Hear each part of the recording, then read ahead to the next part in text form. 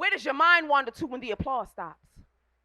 When you're standing on stage, no backdrop, no props, no curtains to pull back, and you're convinced that the audience forgot that their standing ovation pumps the blood through your body, that their accolades gives way to your creativity. Ironically, that's not their responsibility.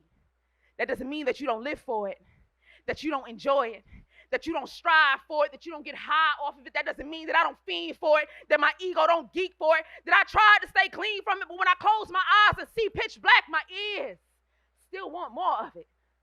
I want an encore of my encore. It's my drug of choice.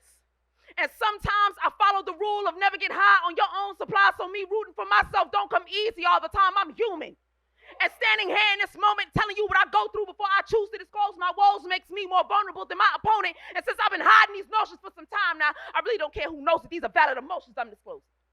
When the silence hits and ain't nobody checking for you, my ego be bruised, not broken, because I be wanting to be wanted. The validation ain't needed, it's wanted.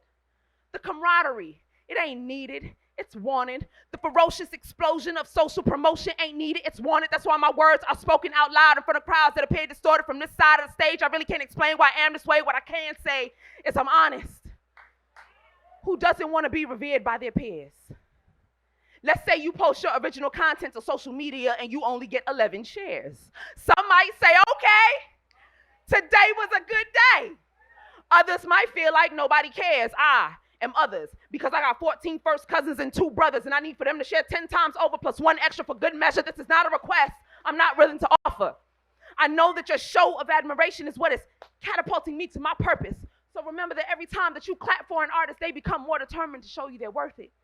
I know that it might be challenging to stand in your truth and admit that you too live for this, and I ain't trying to convince you to make some type of announcement because that's your business.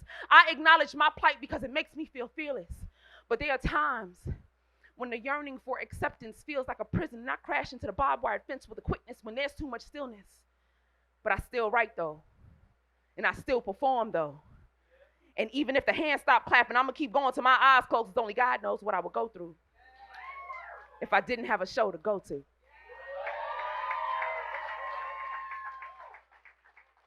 Stage fright.